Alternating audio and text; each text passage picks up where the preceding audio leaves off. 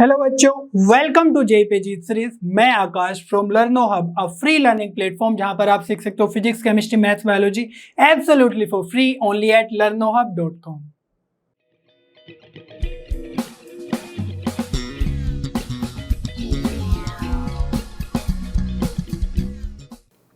बच्चों, आज हम जे सीरीज में स्टार्ट करने जा रहे हैं 3 डायमेंशनल ज्योमेट्री का एक नया चैप्टर। इसको हम शॉर्ट में 3D ज्योमेट्री भी बोल देते हैं। जैसे आपने क्लास 11th में कोऑर्डिनेट ज्योमेट्री सीखा था, जिससे बहुत सारे क्वेश्चंस पूछे जाते हैं जेईई एग्जाम में। सिमिलरली वेक्टर और 3D ज्योमेट्री को मिला के बहुत सारे अच्छे क्वेश्चंस बनते हैं। लाइक जेईई एडवांस में आपसे 2 to 3 क्वेश्चंस इससे एवरी ईयर पूछ ले जाते हैं। मेंस में भी अच्छा खासा वेटेज होता है। तो इस टॉपिक को आपको बहुत अच्छे से समझना है और बहुत ही ई स्कोरिंग और बहुत ही इजी टॉपिक्स होते हैं। अगर आपने इनकी डेप्थ में नॉलेज ले ली है तो बस आपको हमारे साथ बने रहना है। सारे के सारे कंसेप्ट वीडियोस देखने हैं, सारे के सारे कंसेप्ट हो जाएंगे crystal clear. Are you ready? चलिए स्टार्ट करते हैं।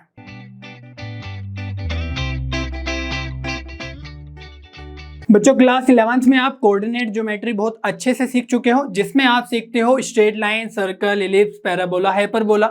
वहां पर हम जब डिस्कशन करते हैं उन सभी टॉपिक्स का तो वो 2D में करते हैं, 2 डायमेंशनल ज्योमेट्री में। जैसे एक एक्स एक्सिस है और एक वाई एक्सिस है, तो इसी कोऑर्डिनेट एक्सिस के हेल्प से हमारा सारा का सारा डिस्कशन कंप्लीट हो जाता है। सपोज कोई पॉइंट है ये वाला, है ना, P, इसको मैं नेम दे दूं, तो यहां तक पहुंचने के लिए आपको क्या करना होगा? एक्स एक्सिस पे कुछ पॉइंट चलोगे, डिस्टेंस चलोगे, ठीक है, और वाई एक्सिस पे भी कुछ डिस्टेंस चलोगे, तो इस पॉइंट पे आप पहुंच जाओगे। सपोज एक्स एक्सिस पे आप h,0 है ना, h डिस्टेंस चले तो इसको लिख सकते हैं हम h,0, और फिर y एक्सिस की तरफ चले, यहां पर आपके पास मिल गया है ना कुछ डिस्टेंस चले, सपोज k डिस्टेंस, तो 0,k ये पॉइंट हो गया। तो आपको P जो कोऑर्डिनेट है इसका मिल जाएगा h,k, ठीक है। लेकिन हमारा अब जो डिस्कशन है वो 3 डायमेंशनल ज्योमेट्री में स्टार्ट होने वाला है। तो यहां पर जब 2D की हम बात करते हैं तो सिर्फ x एक्सिस, y एक्सिस की हम बात करते हैं, लेकिन जब 3D की बात करते हैं तो उसमें एक डायमेंशन और जुड़ जाती है। यहां पर हम सिर्फ प्लेन में, है ना, बोर्ड के प्लेन में ही बात कर रहे थे, बट z एक्सिस जिसको हम, है ना, एक as a third dimension consider करते हैं, वो बोर्ड के बाहर आती हुई दिखाई दे रही होगी आपको। तो x एक्सिस, y एक्सिस और z एक्सिस, इस तरीके से हम 3 डायमेंशन में डिस्कशन करते हैं अपना 3 डायमेंशनल ज्योमेट्री का।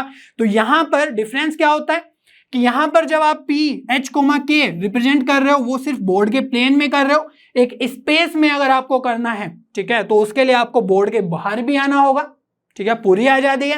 हॉरिजॉन्टली जाओ, वर्टिकली जाओ और बोर्ड के बाहर भी आ सकते हो, अच्छी बात है ये। तो ये जो हमने बनाया हुआ है फिगर, इसको आप ऐसे देखो कि ये आपका रूम है, ठीक है। तो इसकी अगर मैं नेमिंग दे दूं थोड़ा सा इजी हो जाएगा समझना चीजों को।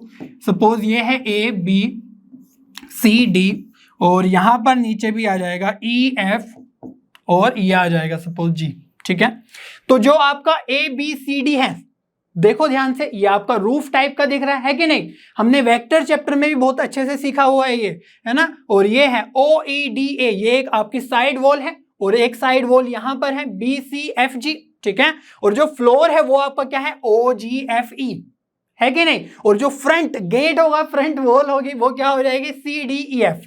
क्लियर हो रही है बात? थोड़ा सा विजुअलाइज करो, थोड़ा सोचो, है ना, माइंड पे थोड़ा जोर डालो तो आपको क्लियरली दिखने लगेगी सब चीजें। अब हम देखने की कोशिश कर रहे हैं कि जो C पॉइंट है उसका कोऑर्डिनेट कितना होगा, ठीक है। उस तक पहुंचने के लिए हमें कैसे कैसे जाना होगा। जैसे हम यहां पर P पॉइंट तक पहुंचने के लिए पहले ओरिजिन से X डायरेक्शन में चले और फिर Y डायरेक्शन में कुछ डिस्टेंस चले। तो यहां तक पहुंचने के लिए हम क्या करेंगे, और जो भी हम X में चले, Y में चले और फिर Z में चलेंगे, वही हमारे, है ना, इसका, इस पॉइंट का कोऑर्डिनेट, है ना, पॉइंट हो जाएगा ये। तो यहां पर देखो, अब ओरिजिन से चलेंगे तो सबसे पहले अगर हम C की बात करें तो C को पहले देखो ये है क्या, ठीक है। तो जो ओरिजिन है वो क्या है? X एक्सिस, Y एक्सिस, है ना, जो पीछे वाला प्लेन है XY प्लेन, वहां पर है ये O, है ना। और जो ये Z एक्सिस बाहर आ रहा है, उस बाहर आना होगा उस पे, तब आपको C पॉइंट मिलेगा। कैसे? कि पहले तो X पे गए, है ना, और फिर Y पे गए कुछ, और फिर Z पे गए। तो देखते हैं, तो X पे गए, दैट मीन्स हमारा कुछ तो डिस्टेंस हम चले होंगे, सपोज X डिस्टेंस चले, ठीक है। और जब यहां पहुंचने के बाद फिर Y एक्सिस पे चलेंगे, ठीक है, तो ये अपोजिट, डायगोनल का अपोजिट एंड है, ठीक है। अगर आप किसी भी 3D क्यूब में, है ना, क्यूब में आप अगर अपोजिट डायगोनल को है ना ज्वाइन कर दे, तो वहां से जो एक्स एक्सिस के बाद चलने के बाद आप वाई पे चलेंगे, तो ये डिस्टेंस सपोज वाई चले, और फिर यहां से चलने के बाद आपको इधर आना होगा। ठीक है, देखो ध्यान से कि यहां से आप जेड पे जा रहे हैं, बाहर जा रहे हैं, तो वहां से आप बाहर आ रहे हो। ठीक है, रूफ को देखो ध्यान से, रूफ पे जो ए बी है वो तो एक्स वाई प्लेन में है, बट उस रूफ पे आगे आना है आपको। ठीक है, बोर्ड के बाहर आना है, तो वो सी डी पे तक आना है, अगर सी पॉइंट तक आना है। ठीक है, तो जो ये सी डी लाइन है उसका जो ये सी पॉइंट है इस तक आना है, तो जेड एक्सिस पे चल के बाहर आना होगा, है कि नहीं। तो इस पे सपोज आप चले जेड, तो यहां पर जो कोऑर्डिनेट हो जाएगा इसका ये हो जाएगा एक्स वाई कोमा जेड। ठीक है, बस यही समझाने की जरूरत है यहाँ पर कि जो कोई भी पॉइंट है उसको हम एक स्पेस में आप रिप्रेजेंट कर सकते हैं with the help of 3 dimensional geometry. ठीक है, इसको थोड़ा और समझने के लिए हम और डिस्कशन करते हैं जहां पर हम ऑक्टेंट्स की बात करेंगे। ठीक है, तो बोर्ड लेवल पे भी क्वेश्चन पूछ ले जाता है ऑक्टेंट्स का। तो यहां पर अगर आप ध्यान से देखो, ये हमारे पास एक, है ना, स्पेस में कुछ बना हुआ है ना, कोऑर्डिनेट एक्सिस बनी हुई है, तो यहां पर एक्स और वाई, और यहां पर सपोज बोर्ड के बाहर है जेड एक्सिस। ठीक है, तो यहां पर जो ये आपको ग्रीन या पर्पल, है ना, पर्पल टाइप का दिख रहा है, वो एक्स एक्सिस और वाई एक्सिस के प्लेन में दिख रहा है। ठीक है, तो वहां से अगर आप बाहर आ रहे होंगे तो आपको पॉजिटिव जेड एक्सिस मिलने वाली है। ठीक है, तो हमें बस यही देखना होता है कि एक्स वाई जेड जहां पर पॉजिटिव होगा, नेगेटिव होगा, जो भी उनके कॉम्बिनेशन होंगे, तो उनको हम क्या क्या क्वाड्रेंट, है ना, सॉरी यहां पर ऑक्टेंट क्या क्या बोलेंगे। ऑक्टेंट क्यों बोल रहे हैं, क्योंकि यहां पर जब हम 3 डायमेंशनल ज्योमेट्री में बात करते हैं तो पूरे स्पेस को ये 3 जो कोऑर्डिनेट एक्सिस है वो 8 पार्ट्स में डिवाइड करती है। ठीक है, जैसे अगर हम कोऑर्डिनेट एक्सिस की बात करते हैं, एक्स एक्सिस और वाई एक्सिस, तो ये आपको क्या करते हैं क्वाड्रेंट में, मींस 4, है ना, 4 पार्ट्स में वो डिवाइड करके देती है आपको X axis Y axis. Similarly जब हम जेड एक्सिस को भी इंट्रोड्यूस करते हैं तो वहां पर 8 पार्ट्स में वो बन जाता है, इसीलिए हम बोल रहे हैं ऑक्टेंट। ठीक है, तो 3 डायमेंशनल ज्योमेट्री में हम ऑक्टेंट्स की बात करेंगे। तो यहां पर जो फर्स्ट ऑक्टेंट बनेगा वो देखो ध्यान से, एक्स एक्सिस पॉजिटिव की साइड जा रहे हैं, वाई एक्सिस भी पॉजिटिव की साइड जा रहे हैं, और जेड एक्सिस भी पॉजिटिव की साइड जा रहे हैं। तो जो हमें ये पोर्शन मिलने वाला है, ठीक है, एक्स एक्सिस के side positive, Y axis positive और जेड एक्सिस पॉजिटिव की साइड जो पोर्शन मिलेगा उसको हम क्या बोलेंगे, फर्स्ट ऑक्टेंट। ठीक है, तो यहां पर जैसे हमने देखा कि एक्स के पॉजिटिव में बना हुआ है ना ये, और y के भी पॉजिटिव और z के भी पॉजिटिव डायरेक्शन में बना हुआ है, तो ये जो पूरा क्यूब है ये किस ऑक्टेंट में है, फर्स्ट ऑक्टेंट को रिप्रेजेंट कर रहा है। ठीक है, उसके पीछे हम जब हम जाएंगे, ये तो पोर्शन हो गया हमारा फर्स्ट ऑक्टेंट, ये जो ग्रीन प्लेन है वाई जेड प्लेन में उसके इधर पॉजिटिव साइड, तो ये हो गया हमारा फर्स्ट ऑक्टेंट। ठीक है, जब हम सेकेंड ऑक्टेंट की बात करेंगे तो उसमें क्या करेंगे कि जो x है वो नेगेटिव हो जाएगा। ठीक है, तो x के जो ये इधर की साइड है इसको x डैश से अगर मैं रिप्रेजेंट कर दूं तो ग्रीन प्लेन के इधर जाएंगे, पॉजिटिव में भी रहे, है ना, पॉजिटिव y में भी रहेंगे और पॉजिटिव z में भी रहेंगे, सिर्फ x में हम नेगेटिव जा रहे हैं, तो यहां पर हमारे पास आ जाएगा सेकेंड ऑक्टेंट।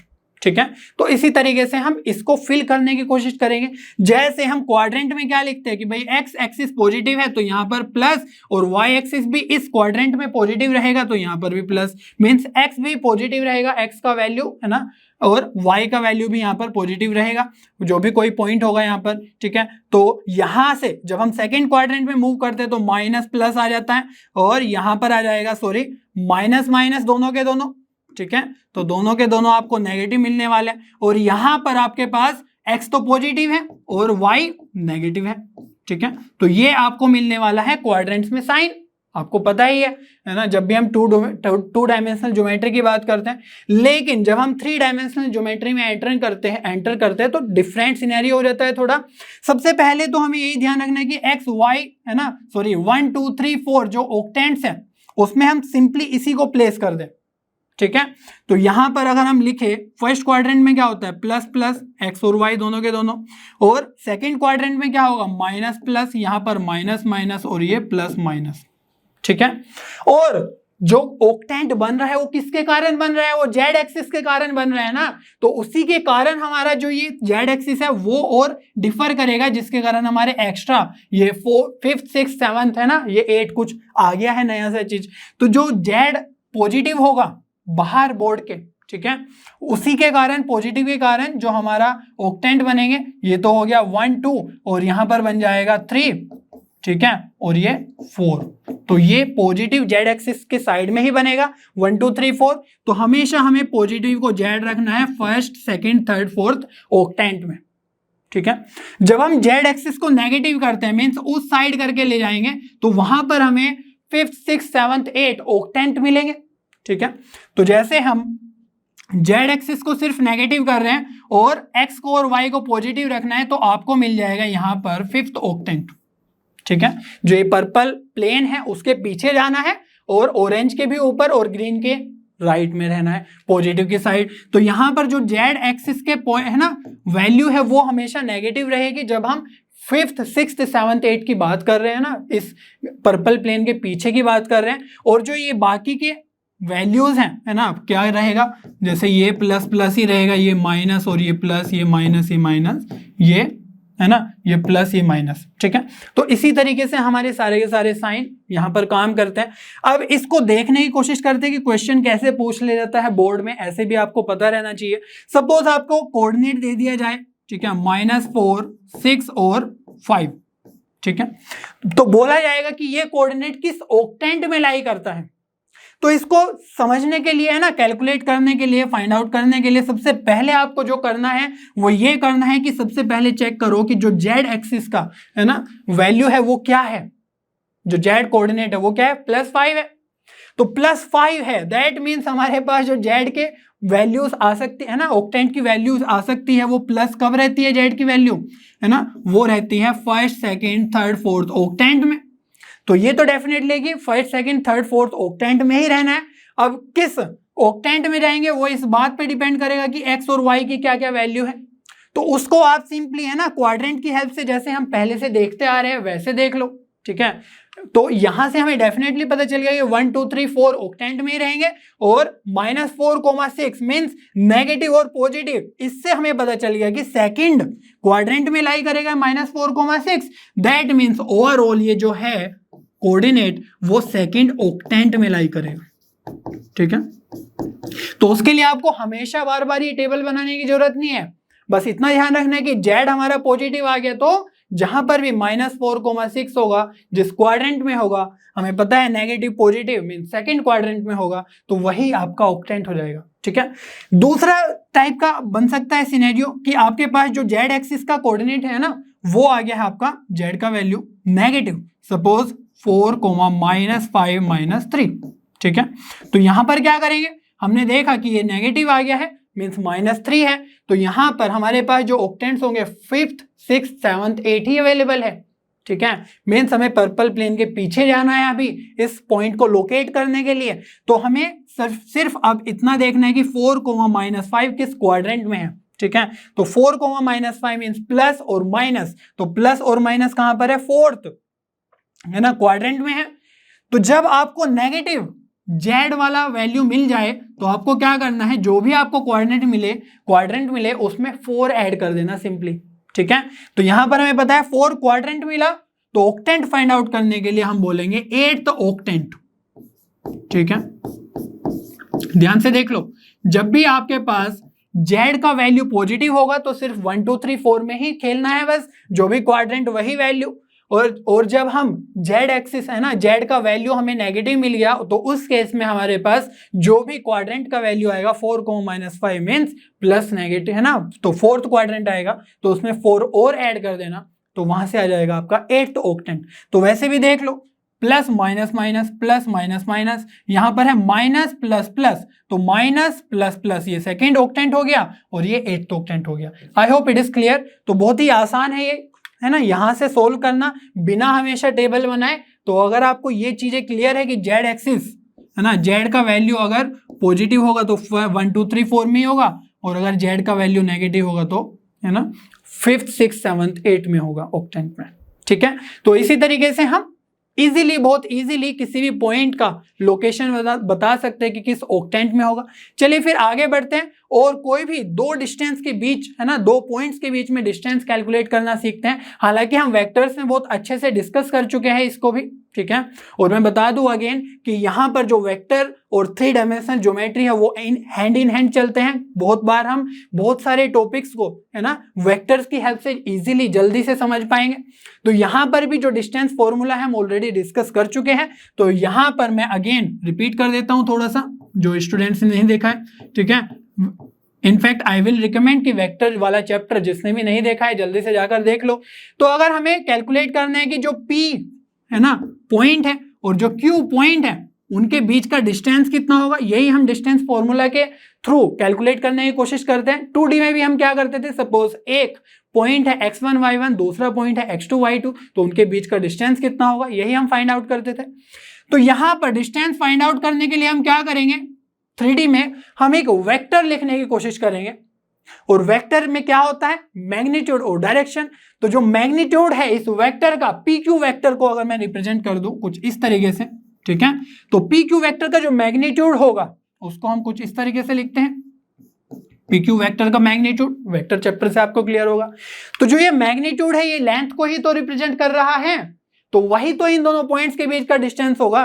तो हम बोल सकते हैं कि भाई जो डिस्टेंस है वो क्या है, PQ वेक्टर के मैग्नीट्यूड के ही इक्वल है। क्लियर है। और जो PQ वेक्टर लिखना है वो तो बहुत ही ज्यादा आसान है ना, हमने बताया था वेक्टर चैप्टर में क्या करते हैं कि जो भी जहां तक वेक्टर जा रहा है, किस पे जा रहा है, Q पे जा रहा है, 2 मींस 2 है ना, फ्रॉम P टू Q। तो जहां पर 2 पे जा रहा है तो क्या करना है, 2 माइनस फ्रॉम, तो हेड टू टेल इस तरीके से भी आप देख सकते हो कि ये हेड है ये टेल है। मींस फाइनली ये करना है कि जो भी PQ है, Q बाद में लिखा हुआ है तो क्या करना है, x2 माइनस x1 करना है। कोरस्पॉन्डिंग जो कोऑर्डिनेट्स है उसको, है ना, डिफरेंस ले लेना। ऐसा नहीं करना है कि x2 माइनस x1 कर लिया फिर बाद में, है ना, y1 माइनस y2, नहीं ऐसा नहीं करना है। Corresponding x2 minus x1, y2 minus y1, ठीक है।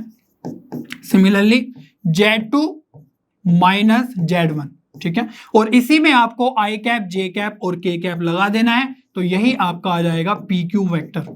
क्लियर है। जल्दी से जाके देखो, वेक्टर चैप्टर बहुत अच्छे से क्लियर किया हुआ है ना, बहुत अच्छे से बताया हुआ है।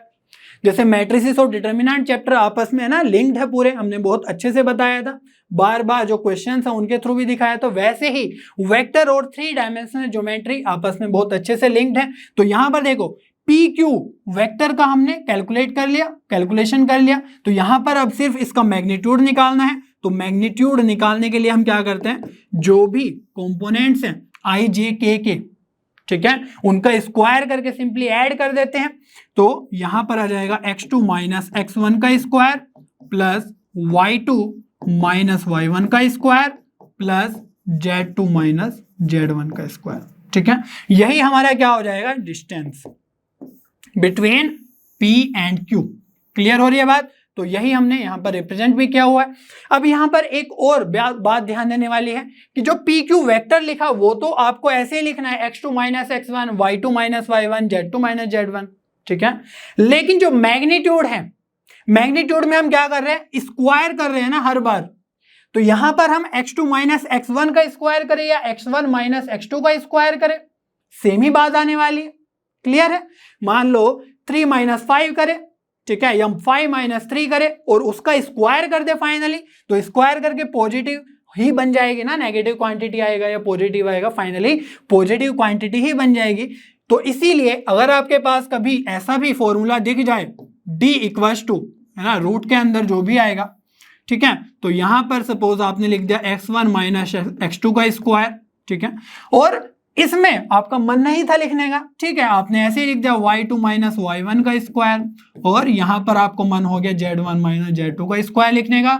तो ये भी करेक्ट है एब्सोल्युटली, क्योंकि आप फाइनली क्या कर रहे हो, फाइनली कर रहे हो आप उनका स्क्वायर और फिर ऐड कर रहे हो, तो स्क्वायर हमेशा पॉजिटिव होगा। क्लियर रखना ये बात, ठीक है। तो बेसिकली आपको क्या करना है, डिस्टेंस निकालने के लिए डिफरेंस का स्क्वायर करके ऐड करना है, ठीक है। तो जल्दी से क्वेश्चन देख लेते हैं इसी कॉन्सेप्ट पे बेस्ड, ठीक है। तो हालांकि वैसे तो बहुत आसान है, क्योंकि 2D में भी आप बहुत अच्छे से बहुत बार डिस्टेंस कैलकुलेट कर ही चुके हो। तो यहां पर हम देखने की कोशिश करते हैं, बोला गया है कि verify that 0 7 10 minus 1 6 6 -496 are the vertices of a right angled triangle. तो राइट एंगल्ड ट्राइंगल मैं बनाने की कोशिश करता हूं, है ना, एक सिंपली रफ डायग्राम बना लेते हैं, उससे हमें थोड़ा सा तो आइडिया लग ही जाएगा। सपोज ये जो तीनों के तीनों कोऑर्डिनेट्स है वो कुछ वर्टिसेस को ही रिप्रेजेंट कर रहे हैं, तो कुछ इस तरीके से मैं मेंशन कर सकता हूं ABC, ठीक है। तो राइट एंगल्ड ट्राइंगल की जो खास बात है वो क्या है, ये पाइथागोरस थ्योरम को फॉलो करता है, ठीक है। तो हम क्या लिख सकते हैं यहाँ पर, जो हाइपोटेनस है इस 90 डिग्री के अपोजिट, ये क्या है AC, तो इसका square will be equal to AB का स्क्वायर प्लस BC का स्क्वायर, ठीक है। तो अगर हम ये शो कर पाए कि AC का स्क्वायर इक्वल टू AB का स्क्वायर प्लस BC का स्क्वायर, तो हम बोल पाएंगे कि yes these are the vertices of a right angled triangle. Simple सी बात है। तो यहां पर आप 2D में भी ये काम कर चुके होंगे, ठीक है। तो वहां पर भी आप क्या करते हो, डिस्टेंस कैलकुलेट करके ही फाइनली ये शो कर देते हो। यहां पर भी हम जल्दी से करने की कोशिश करते हैं। तो जो A पॉइंट है, सपोज ये हमारे पास है 0, 7, 10, कोई भी आप नेमिंग दे सकते हो, ठीक है। अच्छा, यहां पर ये बात हो जाएगी कि भाई जो AC है वो लॉन्गेस्ट साइड होनी चाहिए, ठीक है। तो इसलिए हम यहां पर पॉइंट लिखने की कोशिश नहीं करेंगे, ठीक है। तो अदरवाइज ऐसा हो जाएगा ना कि जो AC की वैल्यू है, सपोज हमने गलत पॉइंट लिख दिया तो वो हो सकता है कि छोटी लेंथ आ जाए। अभी बताने की कोशिश करता हूं, ठीक है। तो यहां पर हम इनका डिस्टेंस कैलकुलेट करने की कोशिश करते हैं, इन दोनों का। तो डिस्टेंस क्या आ जाएगा, यहां पर डिस्टेंस आ जाएगा, सपोज ये D1 है तो ये आ जाएगा हमारे पास, बस इनके डिफरेंस का स्क्वायर करके ऐड करना है। तो यहां पर 0 -1 तो 1 का स्क्वायर हो जाएगा 1, प्लस 7 - 6 डिफरेंस करना है तो 1 और उसका स्क्वायर हो जाएगा 1, 10 - 6 तो ये आ जाएगा 4 का स्क्वायर हो जाएगा 16, तो ये आ गया है √18, ठीक है। D2 कैलकुलेट करने की कोशिश करते हैं। D2 क्या है, ये मैंने बता दिया कि ये D1 है सपोज, है ना। इन दोनों के बीच में जो डिस्टेंस है वो सपोज हमारा D2 है।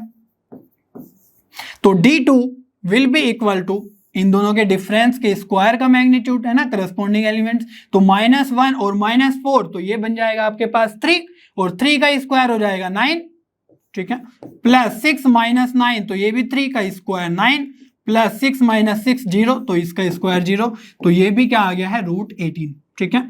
अब D3 कैलकुलेट करने की कोशिश करते हैं, फर्स्ट और थर्ड जो कोऑर्डिनेट है उनके बीच का। तो ये जो D3 है वो क्या आ जाएगा आपका, देखो 0 - 4 तो ये 4 का स्क्वायर 16, प्लस ये आ जाएगा 4 + 16, ठीक है। तो यहां से आपके पास आ जाएगा ये 36, क्लियर है। तो जो ये D3 आया वो क्या आया आपके पास, √36 आया, ठीक है। और यहां पर √18 और √18 है, तो √36 सबसे बड़ी लेंथ है, ठीक है। तो जब हम राइट एंगल ट्राइंगल की बात कर रहे हैं तो वहां पर जो हाइपोटेनस है वो सबसे लॉन्गेस्ट साइड होती है, तो √36 हम इसी को बोलेंगे, ठीक है। तो √36 जो हम यहां पर लिखेंगे, और उसके अलावा यहां पर क्या आ जाएगा, सपोज ये है √18 और ये है हमारे पास सपोज √18, ठीक है। दोनों की जो लेंथ है वही है। तो इसमें आप वेरीफाई करने की कोशिश कर लेते हैं सिंपली।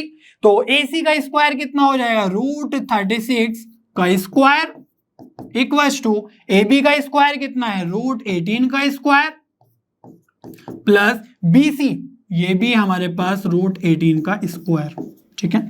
तो यहां पर कोई भी अगर और होती लाइक √18 और यहां पर अगर √20 होता तो उसको हम यहीं पर ही लिखते हैं, क्योंकि जो लॉन्गेस्ट है उसी को हम हाइपोटेनस बोलेंगे, अदरवाइज जो बाकी है उनको हम यहां पर पुट कर देंगे, क्योंकि दोनों को ऐड ही करना है फाइनली। फर्क नहीं पड़ता है कि इसको पहले लिखा इसको बाद में लिखा, ठीक है। पाइथागोरस थ्योरम को हम प्रूफ करने की कोशिश कर रहे हैं, तो राइट हैंड साइड क्या बन जाएगा, है ना, उसकी हेल्प से इनफैक्ट राइट एंगल ट्राइंगल देखने की कोशिश कर रहे हैं, तो ये बन जाएगा 36 और लेफ्ट हैंड साइड में भी क्या है 36, क्लियर हो रही है बात। तो यहां पर हम बोल सकते हैं कि जो कोऑर्डिनेट है हमारे पास ये एक राइट एंगल्ड ट्राइंगल के ही कोऑर्डिनेट्स हैं, ठीक है। तो इतना आसान है, बस इसमें आपको डिस्टेंस फॉर्मूला कैलकुलेट करके फाइनली कैलकुलेट कर लेना है, ठीक है। चलिए बच्चों अब डिस्कस कर लेते हैं कि अगर स्पेस में कोई भी पॉइंट है तो उस पॉइंट से कोऑर्डिनेट एक्सिस का डिस्टेंस क्या होगा, वो हम डिस्कस करेंगे। तो यहां पर हमारे पास x y z एक्सिस है, और इसमें हमारे पास सपोज ये जो P है ये है हमारे पास x y और z।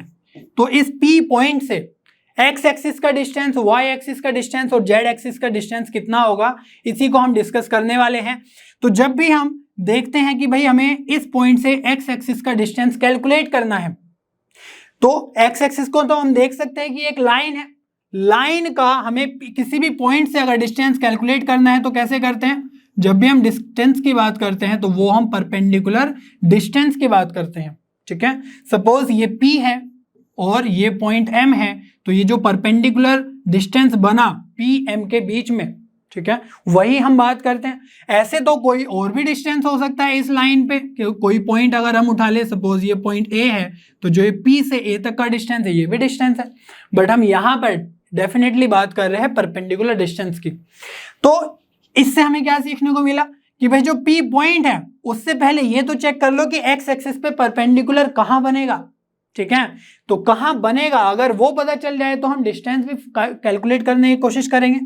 तो यहाँ पर देखो जो ये प्लेन है, ठीक है, साइड वॉल की तरीके से, जैसे हमने बताया था पहले, तो यहाँ पर जो साइड वॉल की तरीके से है, इसी में ही ये हमारा जो पॉइंट है ना एक्स एक्सिस पे, वो लाई कर रहा है। तो यहाँ से डेफिनेटली हम बोल सकते हैं कि जो ये P से यहाँ तक ये जो एंगल होगा ये हमारा 90 डिग्री का होगा, ठीक है। ऐसे आपको शायद नहीं दिख रहा हो 3D में, जब आप इसको वैसे विजुअलाइज करेंगे, ठीक है, कि मेन गेट से जा रहे हैं, ठीक है, ये साइड वॉल है, तो वॉल के है ना इस पॉइंट पे एक्स एक्सिस पे चलने के बाद ही हम वो कोऑर्डिनेट लिखते हैं, ठीक है, एक्स वाई जेड। तो इतना डिस्टेंस चले एक्स, उसके ऊपर फिर जा रहे हैं वाई एक्सिस में, ठीक है, तो इसी के ऊपर ही जा रहे हैं, तो यहां से और फिर वाई से यहां पर आ रहे हैं, तो ये हमारे पास जो ये पॉइंट से जो बनता है वो परपेंडिकुलर 90 डिग्री ही बनेगा, ठीक है। तो बेसिकली हमें क्या करना है, ये वाला डिस्टेंस कैलकुलेट करना है, ठीक है। और सपोज ये है हमारा ए पॉइंट, तो हमें पी ए कैलकुलेट करना होगा। अगर वाई एक्सिस से भी हमें पी का डिस्टेंस कैलकुलेट करना हो या वाई एक्सिस का पी से डिस्टेंस कैलकुलेट करना हो, तो जो ये पॉइंट होगा वही हमारा यहाँ पर 90 डिग्री बन जाएगा, ठीक है। पी से इस पॉइंट पे परपेंडिकुलर बनेगा और जेड एक्सिस में भी इस पॉइंट पे परपेंडिकुलर बनेगा, ठीक है।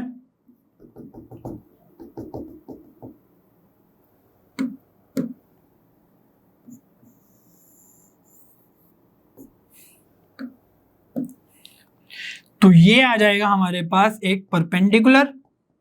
तो यहां से देखो अब हमारे पास ये भी हमारे पास 90 डिग्री आने वाला है। अब हमें क्या करना है, सिंपली इनका डिस्टेंस कैलकुलेट करना है। तो जो y कोऑर्डिनेट है ना, यहाँ पर ये पॉइंट का कोऑर्डिनेट होगा वो लिख दो और फिर डिस्टेंस फॉर्मूला निकाल है ना, से डिस्टेंस निकालेंगे डिस्टेंस फॉर्मूला से। तो ये आ जाएगा हमारे पास y एक्सिस पे ही हम सिर्फ जा रहे हैं ना, x पे या z पे तो नहीं जा रहे, तो ये आ जाएगा 0 y और 0। और यहाँ पर जो a पॉइंट है ये सिर्फ x एक्सिस पे चल रहे हैं, तो ये आ जाएगा x 0 और 0। और जो ये z एक्सिस पे हम सिर्फ चल रहे हैं, तो ये आ जाएगा हमारे पास पॉइंट 0 0 और z, ठीक है। तो ये जो z डिस्टेंस है वो यही वाला डिस्टेंस है, ठीक है। पहले x में चले, y में चले, फिर z में आए, तो जो इस वाली लाइन से, ठीक है, ये सपोज a है, ये b है और ये c है, तो जो ए बी ये वाली लाइन है, सपोज ये डी है, तो जो बी डी से हम आगे आ रहे हैं रूफ पे, कितना डिस्टेंस आ रहे हैं, जेड डिस्टेंस, वही यहां पर भी हम दिखा रहे हैं, ठीक है। तो ये हो जाएगा हमारे पास जेड डिस्टेंस, तो ये परपेंडिकुलर हो जाएगा डेफिनेटली, ठीक है। तो ये वाला भी हमारा कितना हो जाएगा, जेड डिस्टेंस, यहां से ओरिजिन से इस पॉइंट तक। तो यहां पर आपके पास अब क्या करना है, सिंपली इन पी ए का, पी बी का, पी है ना सी का कैलकुलेशन करना है सिंपली।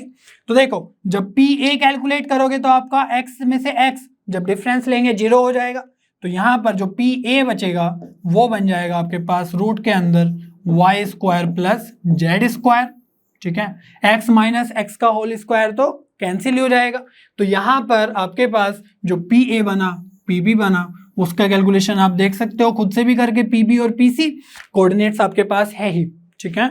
तो ये थोड़ा सा विजुअलाइजेशन की बात थी कि भाई यहाँ पर जो पी पॉइंट है वो इस एक्सिस को, एक्स एक्सिस को कहाँ पर परपेंडिकुलरली है ना इंटरसेक्ट करेगा, कट करेगा, तो वो उसी पॉइंट पे करेगा जो डिस्टेंस है ना एक्स चले हैं हम उस है ना एक्स एक्सिस पे। तो अब आगे बढ़ते हैं और हम देखते हैं सेक्शन फॉर्मूला। तो सेक्शन फॉर्मूला आपके लिए नई बात नहीं है, ठीक है। टू डायमेंशनल ज्योमेट्री में अच्छे से सीख चुके हो, यूज भी करना सीख चुके हो। क्वेश्चन तो हम सोल्व करेंगे बट इसके ज़्यादा कैलकुलेशन में नहीं जाएंगे कि फॉर्मूला कैसे बन रहा है। तो यहाँ पर जैसे आप करते थे कि भाई ए पॉइंट है और एक बी पॉइंट है, उन दोनों पॉइंट्स को, है ना, जो लाइन सेगमेंट बनती है, उन दोनों पॉइंट्स को ज्वाइन करने के बाद उसको एक पॉइंट पी इंटरसेक्ट कर रहा है कहीं पर, ठीक है।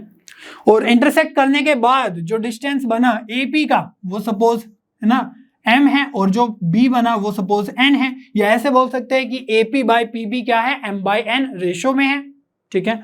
तो हमें इस p पॉइंट का कोऑर्डिनेट कैलकुलेट करना होता है, तो बहुत ही ज्यादा आसान है करना, है ना। सपोज जो a है उसके कोऑर्डिनेट्स क्या है, ये है x1, y1 और z1, ठीक है। और जो b कोऑर्डिनेट है, b पॉइंट है, उसके सपोज x2, y2 और z2 है। तो यहां पर आपको क्या करना है, बेसिकली जैसे आप पहले से करते आ रहे हैं कि भाई जब आपको p पॉइंट के कोऑर्डिनेट निकालने हैं तो पहले x कोऑर्डिनेट निकालोगे, फिर y कोऑर्डिनेट निकालोगे और एक z कोऑर्डिनेट निकालोगे।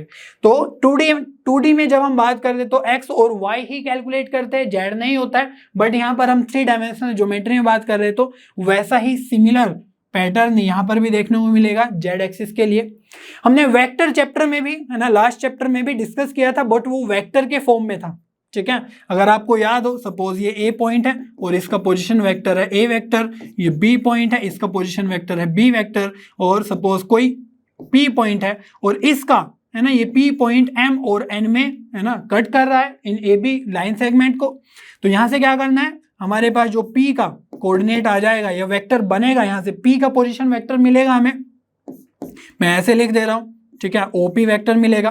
तो यहां से आपके पास बन जाएगा m के साथ b से मल्टीप्लाई करोगे, है ना, b वेक्टर से plus n a vector upon m plus n vector, है ना, m प्लस n। तो यहां से एक वेक्टर मिलने वाला है। तो अब जो वेक्टर मिलेगा उसके अंदर, अब सोचो b के अंदर क्या क्या होगा, जो ये b पॉइंट है उसके अंदर होगा x2, y2, z2, है ना, उसी की हेल्प से हमें पोजीशन वेक्टर मिलेगा, b position vector. Similarly a के जो कोऑर्डिनेट्स है उन्हीं की हेल्प से पोजीशन वेक्टर, ठीक है। जिन लोगों ने वेक्टर्स देखा है वो ज्यादा से अच्छे से रिलेट कर पा रहे होंगे, ठीक है। तो यहां पर x, y, z तीनों के तीनों कोऑर्डिनेट आपस में, है ना, इन्वॉल्व है। तो बस यहां पर आपको अलग से z वाला भी कंपोनेंट लगाना है, इसको क्वेश्चंस के थ्रू देखेंगे। और एक बात आती है मिड पॉइंट की। तो मिड पॉइंट की अगर हम बात करें तो मिड पॉइंट तो बहुत ही ज्यादा आसान है कैलकुलेट करना। तो मिड पॉइंट के लिए क्या सोच लेते हैं कि भाई जो हमने रेशो देखा है, ठीक है, ए और बी को जो डिवाइड कर रहा है पी पॉइंट, तो जो रेशो देखा है एम और एन, तो अब वो ना हो के सेम है, वो मिड पॉइंट तो तभी होगा ना जब ये भी डिस्टेंस और ये डिस्टेंस सेम हो। दैट मीन्स जो यहां पर m है वो यहां पर भी m होना चाहिए। डिस्टेंस मीन्स उनका जो रेशो है वो कितना होना चाहिए, 1:1। तो m और n की जगह जब 1 पुट करोगे तो यही आपको देखने को मिलेगा। और मिड पॉइंट ऐसे भी 2D में आप कैलकुलेट कर ही चुके हो, बस यहाँ पर 3D वाला मीन्स z1 प्लस z2/2 ही, है ना, एक्स्ट्रा लगाना है यहाँ पर, और कुछ ज्यादा नहीं करना है। चलिए फिर इन्हीं कॉन्सेप्ट को देखते हुए कुछ क्वेश्चन सोल्व कर लेते हैं, वहां से और भी ज्यादा क्लैरिटी आ जाएगी कि किस तरीके से इन टॉपिक्स को हम क्वेश्चंस में यूज करेंगे। सबसे पहले देखते हैं, prove that the points A, B और सी आर कोलिनियर।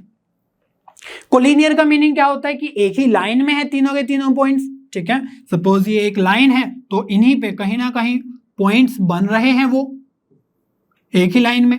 अगर ऐसा हो गया कि ए और बी, तो है ना, ए बी से हमारी ये लाइन बन रही है और सी कहीं और पे है, तो वो कोलिनियर नहीं होगा, एक लाइन में नहीं होगा। ये पॉइंट, है ना, थर्ड पॉइंट कहीं और जा रहा है। तो यहां पर कोलिनियर चेक करने के लिए हमारे पास हम 2 मेथड्स का यूज करेंगे जो हमने आज सीखा है, दोनों के दोनों ही मेथड। तो 2D में भी आई होप आप अच्छे से सीख चुके हो दोनों के दोनों मेथड्स।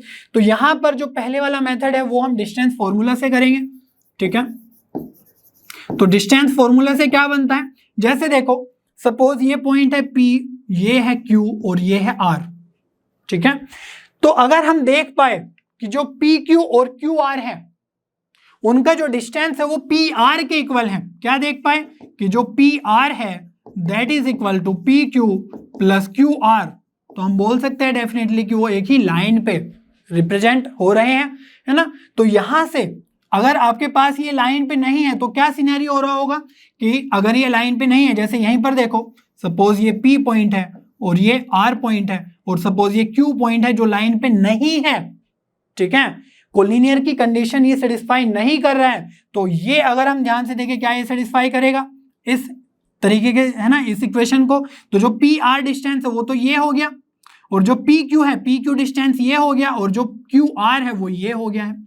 तो ये तो एक ट्राइंगल बन गया है, ठीक है। तो वहां पर तो आप डायरेक्टली ऐड करके नहीं बता सकते हो।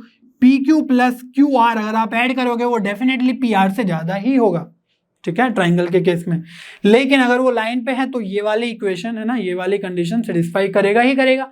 तो इन तीनों का, है ना, अल्टरनेट ले लेके डिस्टेंस कैलकुलेट कर लेते हैं और फिर देखते हैं कि कोलिनियर होंगे या नहीं होंगे, ठीक है। तो ए बी जो डिस्टेंस होगा वो कितना होगा, 1 माइनस माइनस 1 2, तो उसका स्क्वायर 4, 2 माइनस माइनस 1 3 का स्क्वायर 9, और ये आ जाएगा 4 का स्क्वायर 16। तो यहां से देखो कितना बन रहा है, ये बन जाएगा √29। और BC की अगर हम बात करें तो वहां से क्या बन जाएगा, बस सिंपल कैलकुलेशन करनी है यहाँ पर, ठीक है। तो ये आ जाएगा स्क्वायर 4 का स्क्वायर 16, 5 प्लस, है ना, माइनस माइनस 1 6 का स्क्वायर 36 प्लस 7 माइनस माइनस 1 8 का स्क्वायर 64, ठीक है।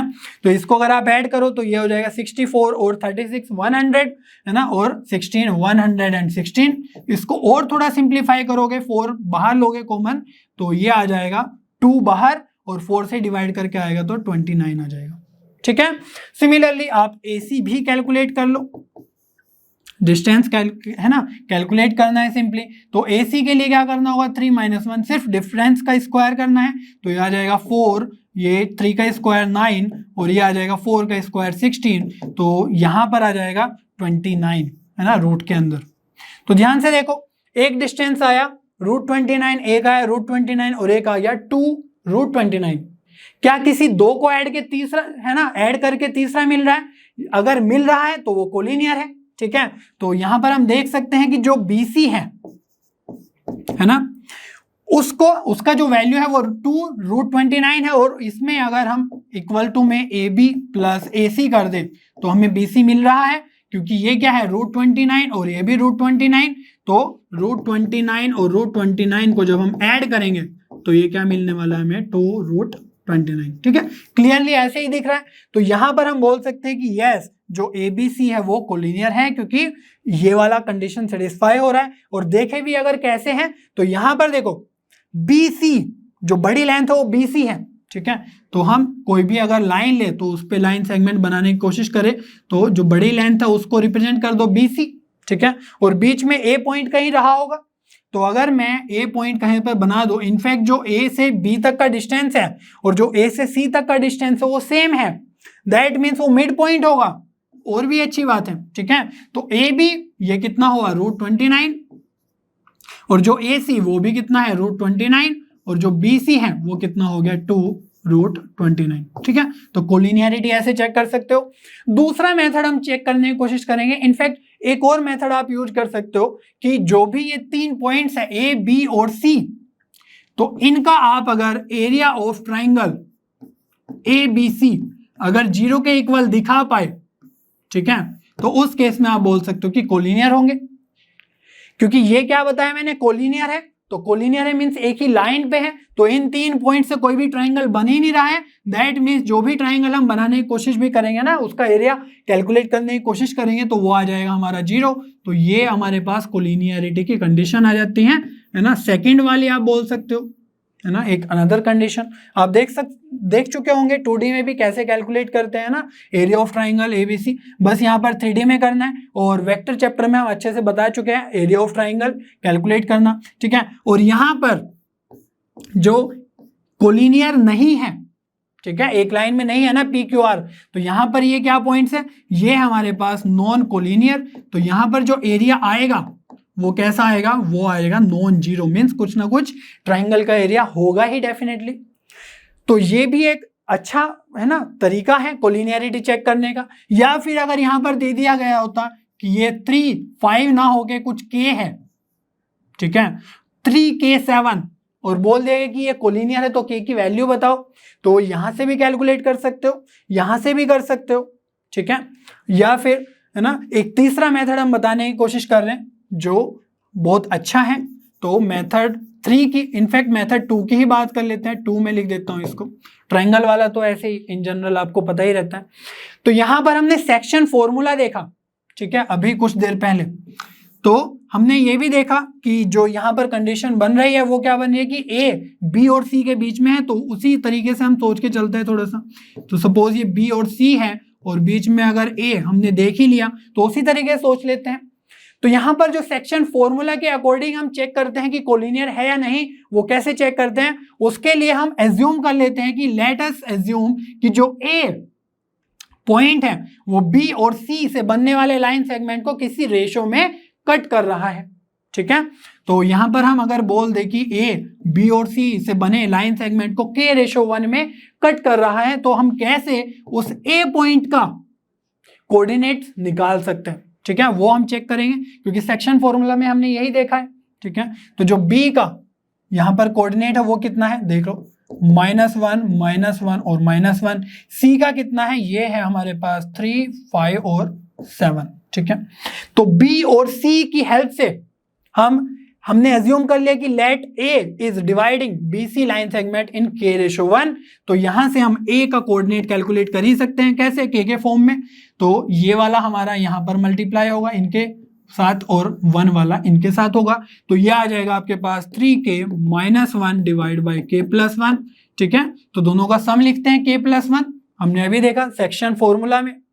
ठीक है, जो m और n रेशो में डिवाइड हो रहा है।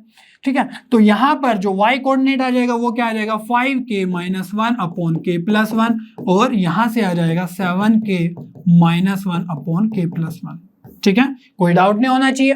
तो k के साथ हम मल्टीप्लाई कर रहे हैं, जब x को निकाल रहे हैं तो k × 3 -1 × -1 वही आ रहा है। ठीक है, तो हमने देख लिया कि भाई जो a है, हमने एज्यूम किया था ना कि जो a है वो इस BC लाइन सेगमेंट को k/1 में कर रहा है, तो हमारे उसके अकॉर्डिंग हमारे ये वाले कोऑर्डिनेट्स मिले। ठीक है, अब हमें a की वैल्यू ऑलरेडी गिवन है।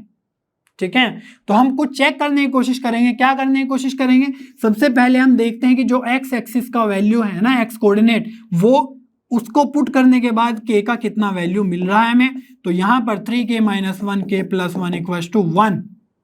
ठीक है, तो यहां से हमारे पास आ जाएगा 3k - 1 = k+1, क्रॉस मल्टीप्लाई करके k इधर 2k - 1 उधर k, तो ये आ जाएगा k = 1। तो x कोऑर्डिनेट हमने 1 पुट किया है ना, इनको इक्वेट किया तो हमें 1 मिला। तो ये तो कैलकुलेट करना आसान है। ठीक है, ये तो कर लोगे आप, लेकिन अब चेक करना है कि कोलिनियर है या नहीं, उसके लिए हम ये यूज करते हैं। हमने है ना हमने यहां पर देख लिया कि जो k है उसका वैल्यू 1 आ गया है, दैट मीन जो a है वो 1/1 में इसको कट कर रहा है। तो उसके लिए हमारा जो y कोऑर्डिनेट है वो भी सेटिस्फाई करना चाहिए और जो z कोऑर्डिनेट है वो भी सेटिस्फाई करना चाहिए, जो हमें ऑलरेडी वैल्यू a की गिवन है। अगर वो हो जाता है तो हम बोल सकते हैं कि a, b और c कोलिनियर है। ठीक है, अगर यहां से जो k का वैल्यू आया वो y कोऑर्डिनेट को सेटिस्फाई नहीं कर रहा है, तो उस केस में हम बोलेंगे कि वो 1:1 रेशो में कट नहीं कर रहा है ना कहीं कुछ प्रॉब्लम आ रही है, तो a हमारा इस लाइन पे लाई नहीं करेगा। ठीक है, तो देखने की कोशिश करते हैं कि हमारा जो ये वाला वैल्यू है ये कितना आएगा। k = 1 के लिए 5k - 1 अपॉन k+1, तो k = 1 पुट करेंगे तो आ जाएगा 5 - 1 अपॉन 1 + 1 4/2 विच इज 2। ठीक है, तो क्या ये y कोऑर्डिनेट 2 ही आ रहा है, यस y कोऑर्डिनेट यहाँ पर 2 ही आ रहा है a का, और जो ये है ये वाला z कोऑर्डिनेट वाला वैल्यू, तो यहां से आएगा हमारे पास z कोऑर्डिनेट का वैल्यू अपॉन पुटिंग k = 1, तो यहां पर 7 - 1 6 हो जाएगा और ये हो जाएगा 2, तो डिवाइड करने पर आ जाएगा 3। ठीक है, तो हमें जो a के कोऑर्डिनेट्स मिले हैं ना, a के पॉइंट के y और z कोऑर्डिनेट्स मिले वो मिले 2 और 3 वही मिल रहे हैं। तो हम बोल सकते हैं कि अच्छा, जो हमने k की वैल्यू यहाँ पर निकाली वो a एक्सिस के बाकी जो कोऑर्डिनेट्स हैं उनको भी सेटिस्फाई कर रहा है, तो हम बोल सकते हैं कि ये कोलिनियर है। ठीक है, ये भी एक तरीका होता है कोलिनियरिटी चेक करने का। चलिए फिर आगे बढ़ते हैं कुछ क्वेश्चंस में। ठीक है, यहां पर हमें दिया हुआ है कि भाई find the ratio in which YZ plane. ठीक है, तो इस बार पॉइंट की बात नहीं हो रही है, एक प्लेन की बात हो रही है। तो वो जो प्लेन है that divides the line segment formed by the joining the points this point and this point, तो इन दोनों पॉइंट से ज्वाइन करके जो लाइन सेगमेंट बन रहा है उसको YZ प्लेन किस रेशियो में कट कर रहा है ये हमें बताना है। ठीक है, तो इसको मैं ऐसे ही रिप्रेजेंट कर लेता हूं। सपोज ये है हमारे पास ए पॉइंट, तो ये आ जाएगा -2 4,7, और ये बी पॉइंट है तो ये आ जाएगा हमारे पास, है ना, इनफैक्ट है ही 3 -5 और 8। ठीक है, तो यहां पर जो लाइन सेगमेंट बन रहा है इसको कौन कट कर रहा है? कोई एक पॉइंट नहीं कर रहा है इस बार। जैसे हमने यहाँ पर देखा कि कोई ए पॉइंट कर रहा है, या फिर यहाँ पर देखा है ना, यहाँ पर तो सेम ही है। तो जैसे यहाँ पर पी पॉइंट कट कर रहा है कुछ लाइन सेगमेंट को, तो यहाँ पर पॉइंट नहीं, एक प्लेन बाइसेक्ट कर रहा है ना, इंटरसेक्ट कर रहा है। कौन सा प्लेन है? वो वाई जेड प्लेन है। पहले मैं प्लेन बना देता हूँ, ठीक है, आपको थोड़ा सा विजुअलाइजेशन आसान हो जाएगा। ठीक है, तो कुछ इस तरीके का मान लो प्लेन है ना, तो ये आप ऐसे सोचो कि ये लाइन सेगमेंट है और प्लेन कुछ इस तरीके से इसको कट कर रहा है, सपोज इस वाले पॉइंट पे। ठीक है, तो इस पॉइंट पे अगर कट कर रहा है, इसको मैं अब नेम दे देता हूं। जिस पॉइंट पे वो कट कर रहा है उसको मैं नेम दे रहा हूं। ठीक है, हालांकि हमें पता है कि ये जो पी पॉइंट है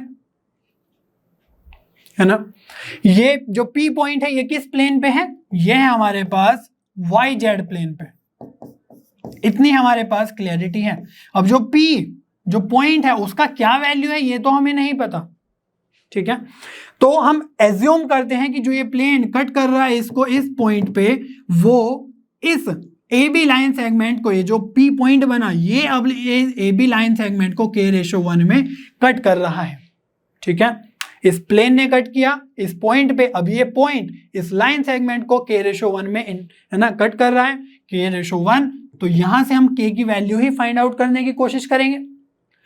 तो सबसे पहले p का जो कोऑर्डिनेट होगा इन टर्म्स ऑफ k वो कैलकुलेट कर लेते हैं, जैसे हमने इन जनरल यहां पर कैलकुलेट किया हुआ है।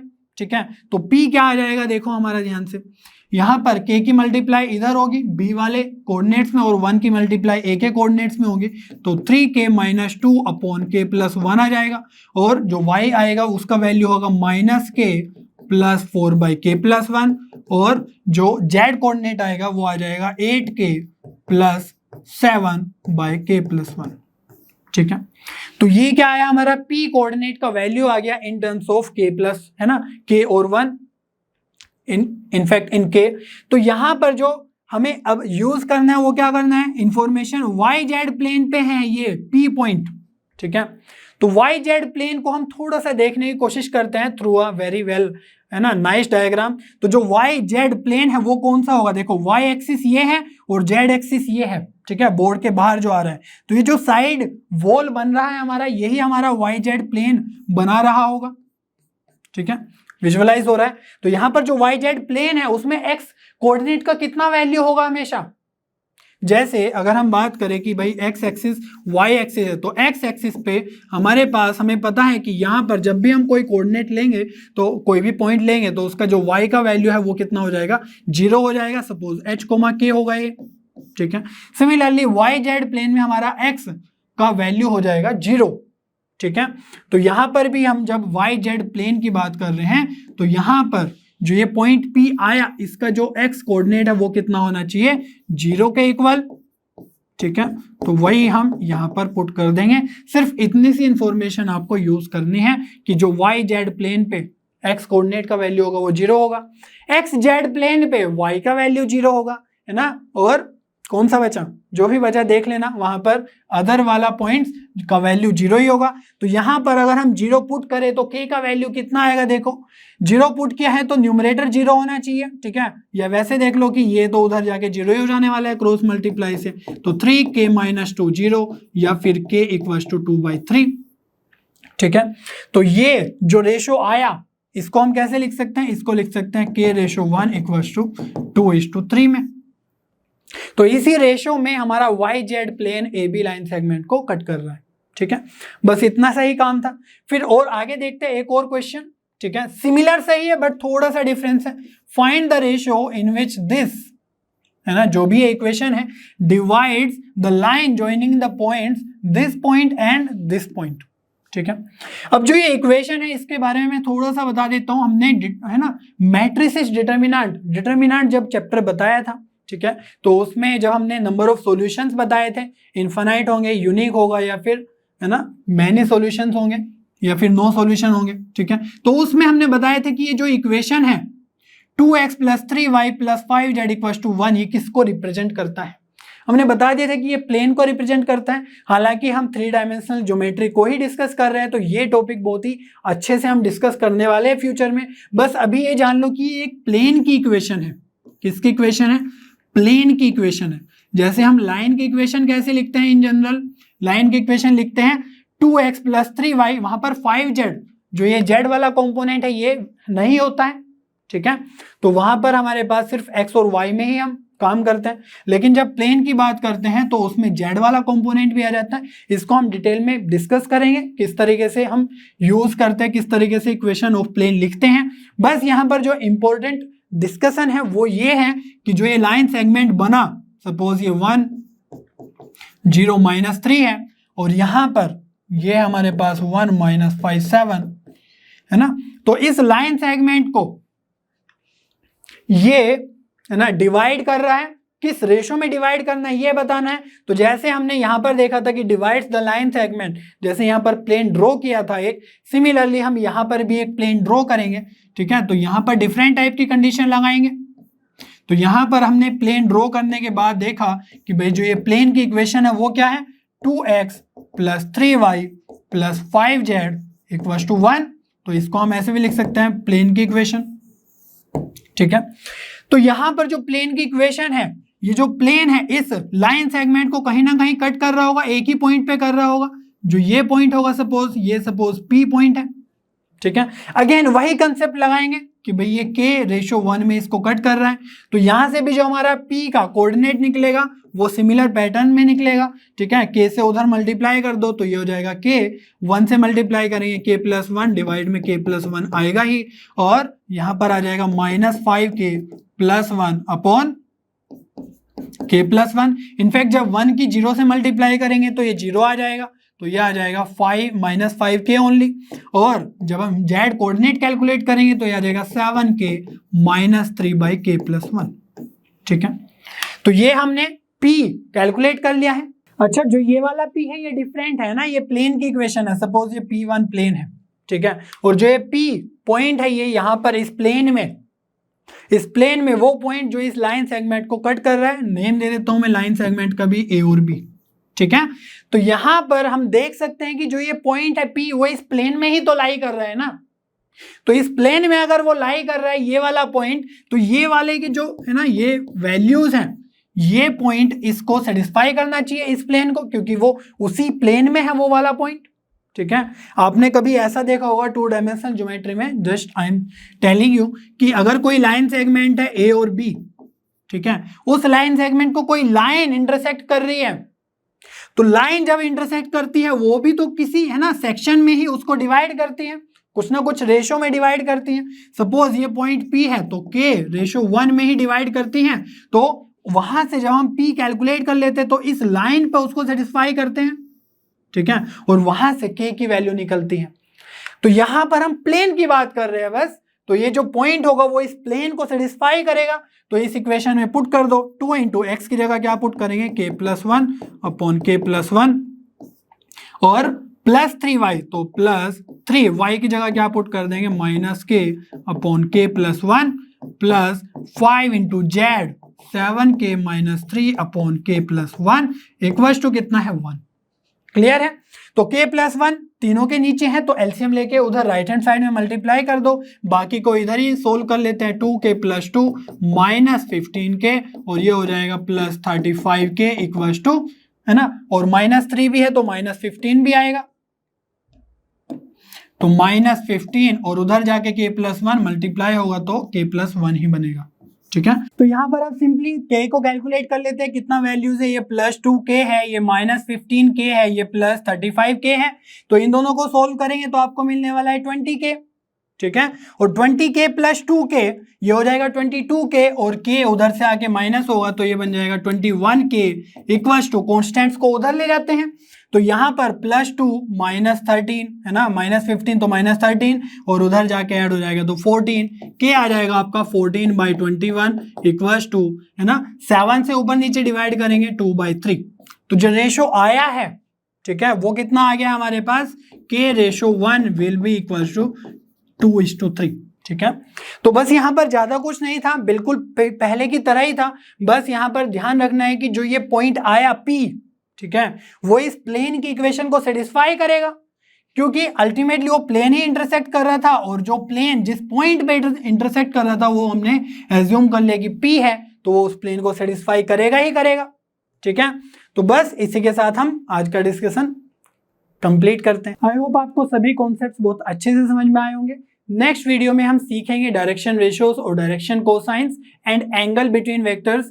डायरेक्शन रेशियोज और डायरेक्शन कोसाइंस बहुत ज्यादा इंपॉर्टेंट टॉपिक है, जो हर एक क्वेश्चन में सोल्व करने के लिए आपको हेल्प करने वाला है। तब तक लर्नो पे बने रहिए, क्योंकि लर्नो पे सभी कंटेंट फ्री है पर बेस्ट है।